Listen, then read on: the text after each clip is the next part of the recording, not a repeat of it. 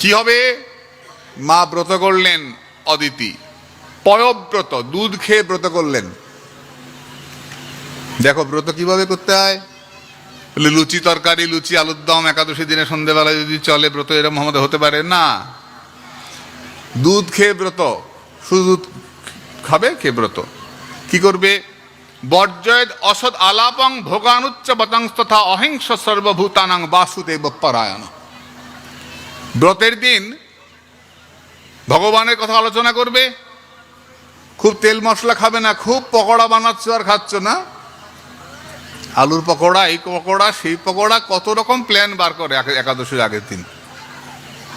ও কি খাওয়ার তরিজুদ, মচমচ করে আলু ভাজা, পকোড়া, আর কত রকমের ফল, কেজি খানেক আঙ্গুর, আর বেদানা এক একজনের পাতে কসমচ করে, কই রাখে কে জানে এত খাবার।